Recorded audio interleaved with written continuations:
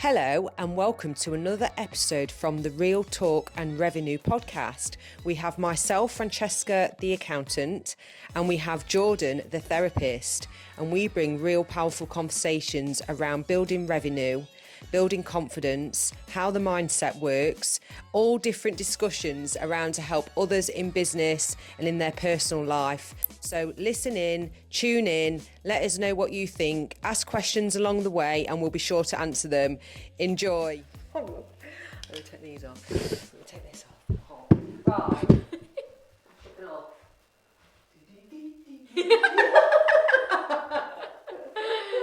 I love a performance. What am I like when I film it? I'm terrible. You love it's it. almost like as soon as the camera's on, right, You're so funny. I go all silly. Like a child. Like a silly Billy. Showing off. Showing off, but also wanting to entertain. I can't just sit rigid, and I can't physically. Maybe that would be like another one of your. If you did a career questionnaire now, maybe it'd be like performing arts or something. Oh, I couldn't do that. Because you've gotten used to it over the years. I did like drama as a kid. There you go then. I did, and I wanted to be. If I was going to do a part, I'd have to be the lead. Otherwise, I'd feel terrible if I wasn't. And I was very good at remembering lines because I've got good short-term memory. Yeah. But be so nervous as a kid and have anxiety. Mm-hmm.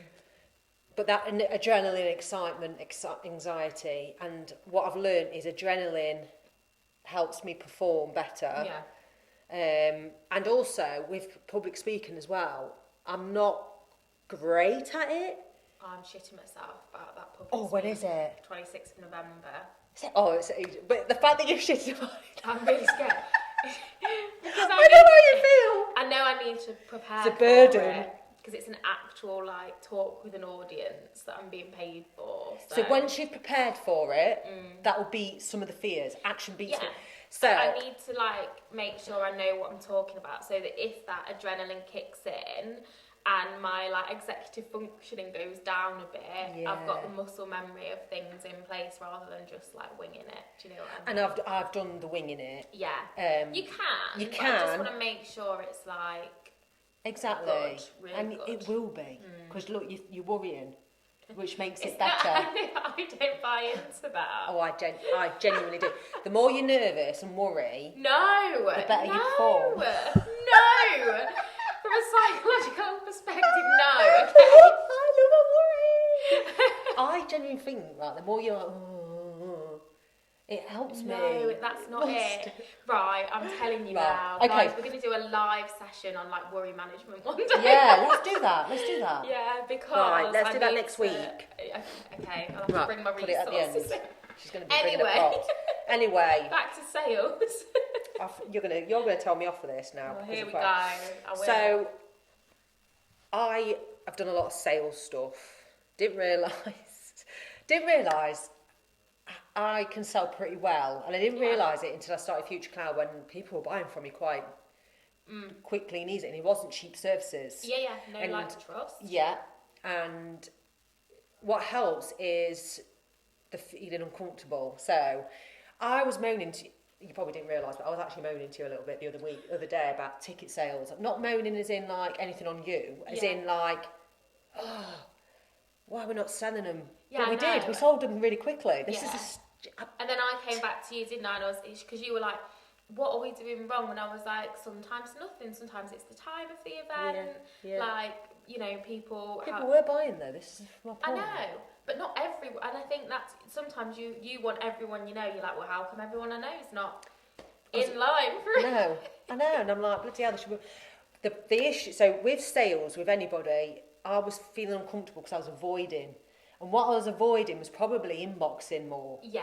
And what happens is you will inbox that many, which you should be, to get the buy-in. So you should be inboxing, let's say, 50 people, and 5 will end up buying from you.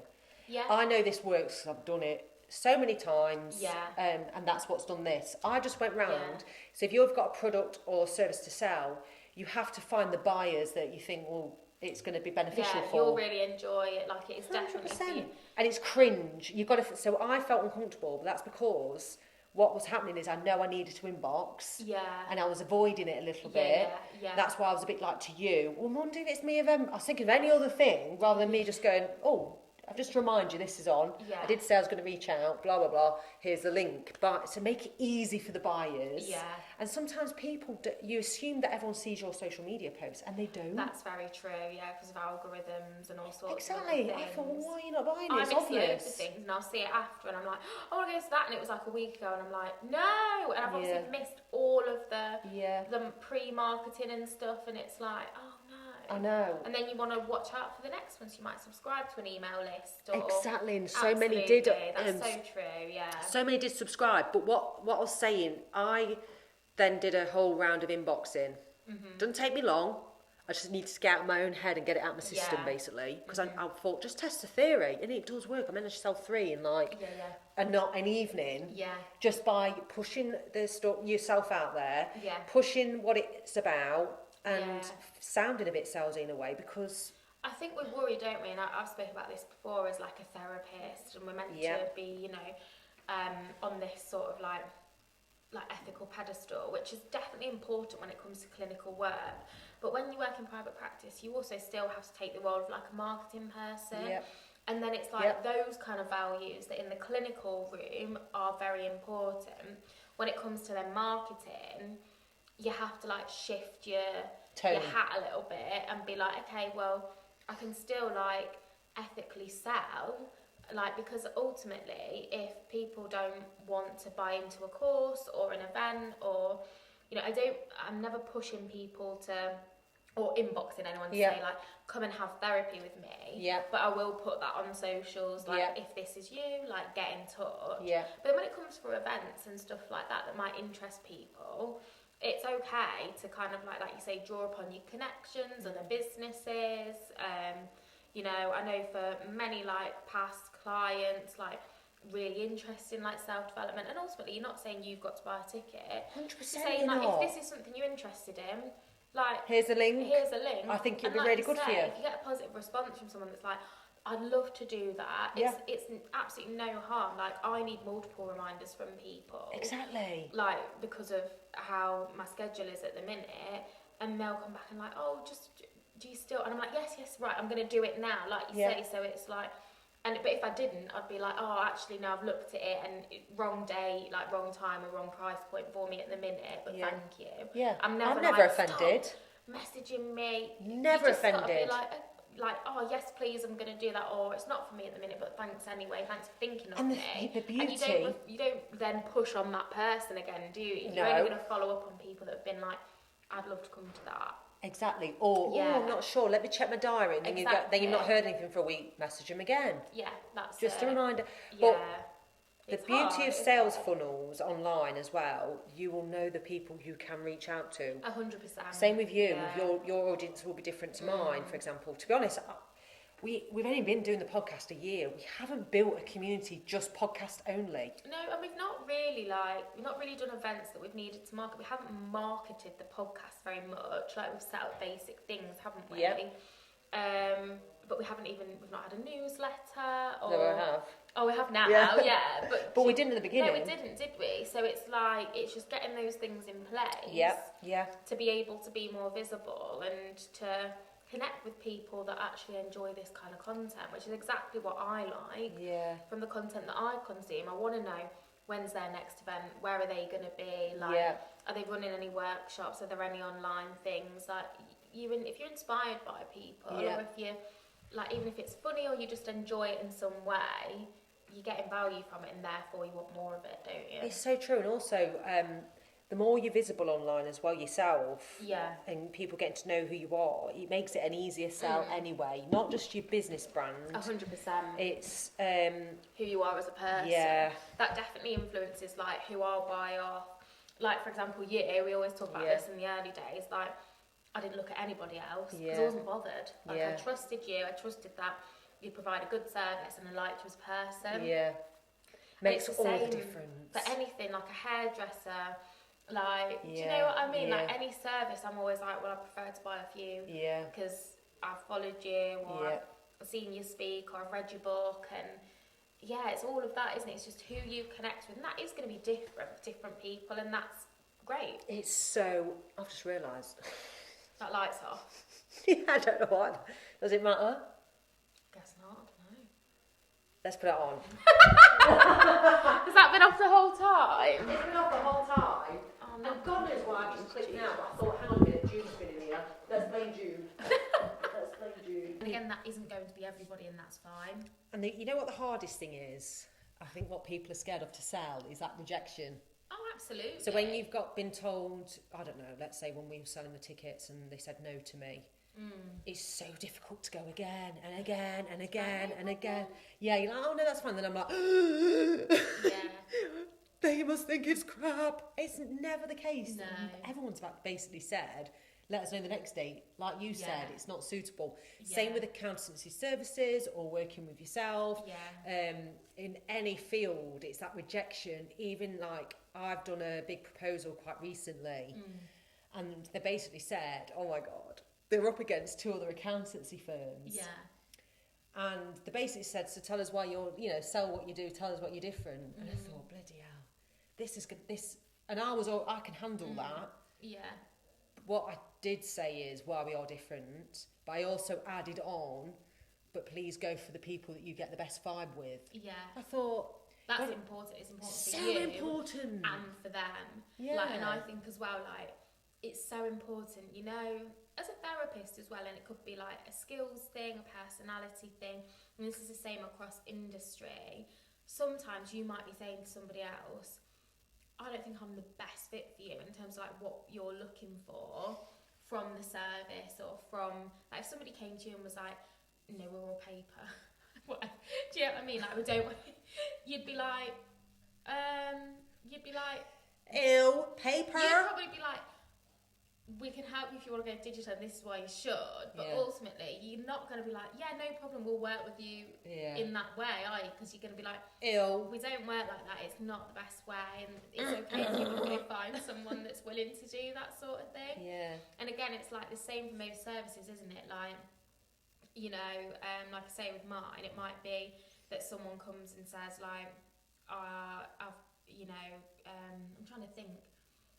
One of Ali's consultants actually the other day, he was like, oh, do you work with like tic disorders and Tourette's? And I was like, no, like it's just not my area of specialism. Like, I'm not as skilled in that area, so like, no, I don't. Fair enough. So if someone came to me with that kind of presentation, or maybe something else like that's niche, I would always be like, that's not my area of expertise. In some cases, I've had people say, well, I still want to see you. Yeah. And I say, and sometimes I can facilitate that, and I'll say, okay, well, I can just be open, transparent with you, and I'll seek, specialist consultation for that, which we can do through a supervisor that specialises in that and will guide your practice. Essentially, that's how you upskill in any area and any niche anyway.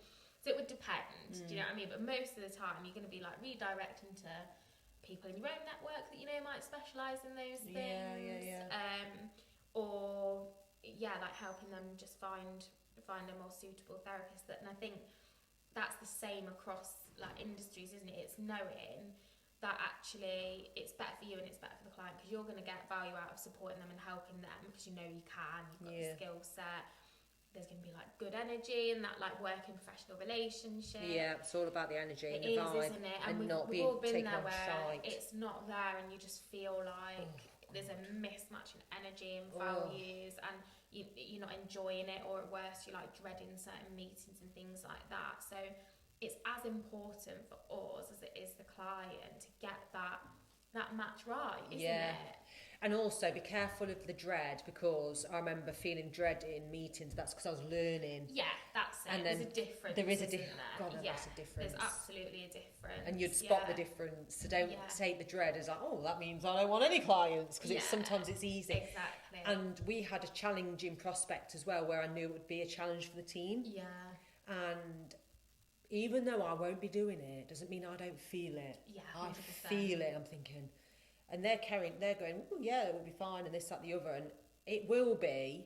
But sometimes people stay safe and go, oh, best not take that big job on. Yeah, 100%. And we need that shake-up, and I need the team to give things a go and have a challenge. That's the growth element of a business, isn't it? And just personally as well, is like stepping out of that comfort zone. Yeah. So you can like elevate to that next level, or like upskill in some way.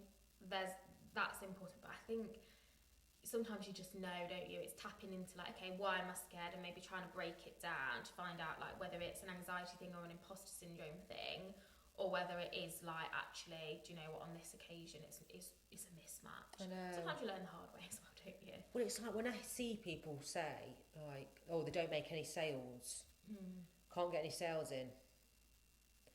So you know how I felt uncomfortable, and I was thinking, well, what are you doing sitting there? Just inbox. Yeah. Do whatever it takes. Show your value. Yeah. It's like, go back to basics. I worry about people that just pretend that they're doing better than what they are. They're doing all the where you just the show. Superficial. It's the superficial stuff. Yeah. Not the graph behind the scenes to prove that they're good at what they do. Yeah, exactly. It's that bit, like. That's the fear, I think, as well, isn't it? And that's where imposter syndrome comes in. Is like, you don't want to overpromise and underdeliver. And there might be people out there, like you say, that have got all the showiness, but then actually the skills and the systems behind it aren't there. And it's true for me selling. If I go, oh, we can do this, and I've got it wrong because something happened or something changed or didn't work out that way, and the team have done that, we've got to be open to that failure as such to then learn and make it better for next time. Yeah. And it's hard at being a salesperson, because what if you've got to catch your brain going, well, what if it don't work out, or what if you don't do what you say you're going to do, or the results aren't that great, or... But it works both ways as well, with the other person buying in. Definitely. And it really is hard. But I do think sometimes I have to say to people, have you really done whatever it takes? Yeah. And have you got uncomfortable and allowed that horrible... And I said, Steve, when I was selling the tickets, I said, all I did was worry to him. That's because I was preparing myself to do some uncomfortable things to sell. Reassurance seeking, and before you like take the action. Yeah. And like, I really believe in what we're doing. So I need to just keep on to that 100%. And not assume one no is it's not a good idea. That's what I was going to say as well. When it comes to selling, it will come much easier. Not that it'll still be a challenge if you're passionate about what you're doing, what you're selling, what you're talking about. And I think that's the difference, isn't it? Like, you've got to have like some level of like passion that like what you are selling or what is valuable. You're doing is valuable to some people or to a particular group of people. And that's what makes a difference, because it's like, I know that this has helped loads of people and therefore it can help more. And you know those sorts of people as well, don't you, that you maybe have had conversations with, or they work in a certain industry or business, or you know, they've spoken about like what they're interested in or what they struggle with. Like, it's like knowing the value and being passionate about that, genuinely believing in it. So sometimes it's that self-belief, and it's the belief in what you're actually doing and what you're offering. It's so true, and that's why people underprice themselves out. Yeah. Because of that fear of, oh, how much are you? And again, I think we're all guilty of that, but that's where the power of like having conversations with like trusted people like me and you. If I've got an idea, then you'll be like, that's amazing, or I'm not sure, like maybe think about this or that, or equally like going to a supervisor or a mentor, and being able to like bounce the ideas around, because other people are also at times going to see like potential that you don't, or that you're not really confident about, because imposter syndrome's getting in the way. When imposter syndrome's there all the time. It's annoying. So annoying. Isn't it? Because actually, it can stop you from just like taking action on what you know and think like know is a good product or service, but like worrying again, like, oh, what if other people don't think that? Well, then some won't, but they're not, like, some won't and some will, and that's just human beings, isn't it? It is. It's so true. I was just going to say, that was it. I was listening to a podcast, right? I think it was a Diary of the CEO, a doctor. Oh, yeah. Which one? This is going back for 2022. Okay. The reason why I was looking for someone else that talks about menopause stuff. Yeah. But she's a doctor, and she's a clinical therapist that gained millions of followers on TikTok through lockdown. Yeah. And she mentioned that she felt a little bit like, is this the thing to do as a doctor in therapy kind of stuff. I remember thinking, Jordan's had that moment where you think, I'm a therapist, should I be selling 100%, or whatever? Yeah. Actually, you'll have had that as an accountant though, coming from like a Yeah, now it's like normal for accountants to share and sell. I know. But no accountants sold before. But that's navigating new territory, like social media, isn't it? Like whenever there's something new, you're like, I love social media. is that for us? Is that for me? You say, did anyone hear that, Fran? And I love social media. I'm just like, oh. And the reason why I feel like you could, in time, share the therapy and you as a person talking about it as well, and being more, just being you, obviously, I think that's a good thing, because therapies have got the stigma of hiding. And it's like, do you know what I mean? Like, I don't know, I wouldn't even have a clue. If there's therapies you hear about, they're not on social media, it's like they're hidden. Do you know what I mean? Yeah. If I didn't know you, who would I go for? Do you know what I mean? Yeah, like where do you find it? Where do you find them? But I suppose I'm not looking, so it's... Yeah, that's it, isn't it? I just find that interesting. I wonder, there is people on social media now getting bookings. 100%.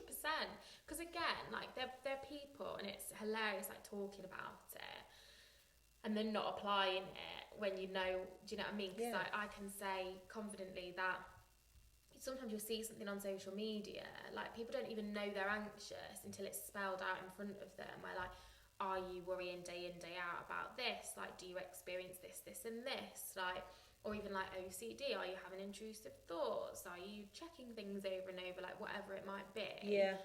Sometimes people don't know until they read it and they're like, I've been living like that's this. me. Like, what? And then you go, you look and you learn and you're like, I don't have to live like this anymore. The amount of people I get that say that that are so like, interesting. I just thought it was part of my personality, or just thought everybody else thought the same way. And it's like, no. I'm a big believer as well. People don't know they can sell, and they can. Yeah, you just got to show up, really, haven't you? Yeah. And give it a go, learn, like. And if someone, so for example, if you are posting on social media and you're getting 2 likes and a few and nothing's coming from it, for example, then you do need to change it up. I think sometimes though, like, I'll see certain businesses do better on a certain platform. So, like, I know some therapists, for example, that are genuinely, like, fully booked and have a wait list, but the social media maybe isn't great altogether. Or, like, Instagram's great, but then you look at Facebook and that's, like you say, there's only, like, 2 likes or something. I've seen that before. Yeah, and that is true. You know, if they've got a really good page on TikTok, they're not so good on LinkedIn. That's right. A bit like me. I'm better on LinkedIn. Yeah.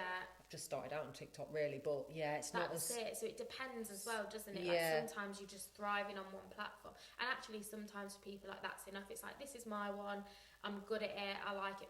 Generally my audience is more found here than it is there. Yeah, 100%. So, like you say, there's no harm in, like, giving it a go and see if you can get traction in other platforms as well, other types of clients. There'll be loads out there like you, not like you, like bookkeepers, and they don't have a platform at all. Yeah, but they're fully booked. Exactly, yeah. Because that's the referrals. Yeah. They've got that one relationship that builds it in. But my fear is on that because the young generation are going to be building their own platforms, and that's how they've been brought up.